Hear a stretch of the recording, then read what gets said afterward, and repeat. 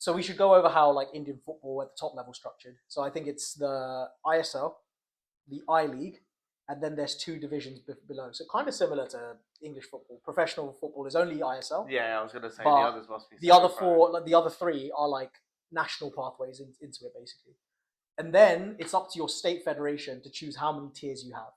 Which in Gujarat there's only one. So that means that if you start a team, if you do it well, you could be the best team within technically 3 years. Whereas that shouldn't be the case at this point in a state which has the population same size as the UK. Do you see what I mean? Yeah. So I think the first thing that they can probably address is building that interest across India so that the bigger population centres have more tiers and therefore have more teams playing, have more people find a way to find their passion for football. Like at the very basic level, even if they don't just to participate, increase participation. Even if they don't, football, exactly. So the fact that Gujarat's got one tier is ridiculous, and that's probably the case in loads of different states in India. Well, I think it must be like there must be, as in, I remember when the ISL first got set up, there was this huge boom, which probably kind of correlates to how we were so bad in 2015, 173rd, to then 2019, going back to in the 90s in football, because loads of ISL clubs then tried to form academies. And there were like new facilities, good facilities. I know that Tata have an academy that actually a lot of the Indian nationals Reliance as well. I saw something about it. I don't know how many got built, but they definitely announced that they were going to build. Yeah, so I think there definitely was a try and there definitely was a surge. But I think the reason behind it is maybe the lack of knowledge of how to run an academy or the networks of finding talent in their regions. Because I don't think that in the Indian national team, it's not a case of, okay, we don't know the latest sports science, we don't know the latest nutrition. I think on the fitness side and the strength and conditioning side, we're fine. It's the actual skills you build organically throughout being in an academy system of football IQ, football knowledge, football understanding, and good coaches teaching you experience, that. Really. It's experience. It's experience of growing up learning at the game and how it's actually played. Yeah. Rather than, okay, look, let's just get a bunch of athletes to play football because we all know it doesn't work like that. So you can't just build them up on one side being like, okay, once they're in a system, they're really good physically, but then don't have the football IQ to go with it. So I think that's definitely an important part of that. I think it's not to do with, I feel like it's nothing to do with like the physicality of Indian players.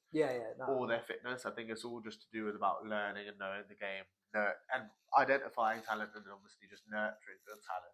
I think we should touch on why it's so important to develop a football culture. The reason I thought of that is because I think the way people wouldn't have cared about cricket prior to India winning. I was literally just about to say that. I think it relates back to what we said earlier about how obviously in the 50s and 60s, that kind of decade, just slightly over those 12 years from 1950 to 1962, where we won our last gold in Asian Games, and then in 1970, I think, or in the 70s, we won a bronze in the Asian Games. So that was our last medal.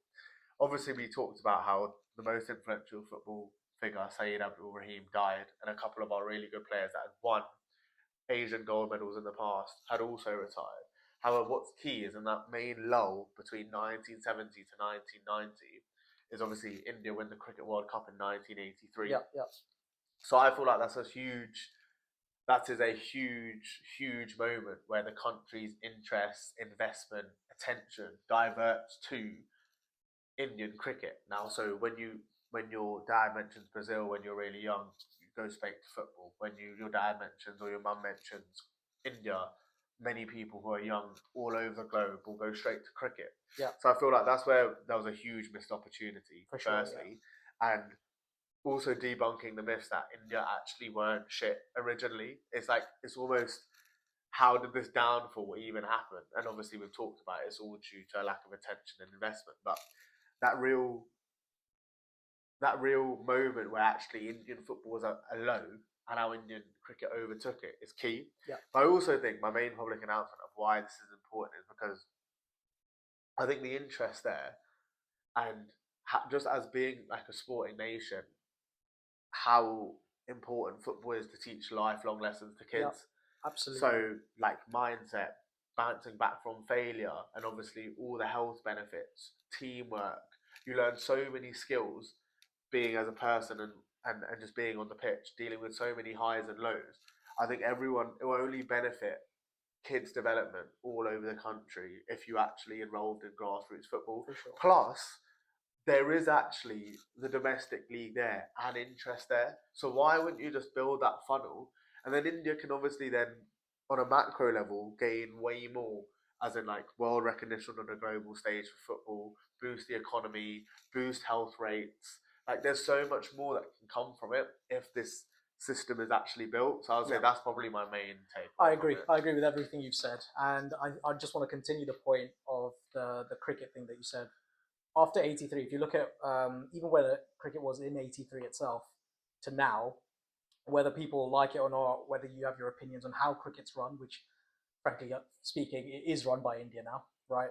It just is because of the interest and the power that the BCCI have. Yeah, they have the most money out of all cricket boards. By a country mile, probably more than the rest combined. Probably, I don't know. It's just spitballing.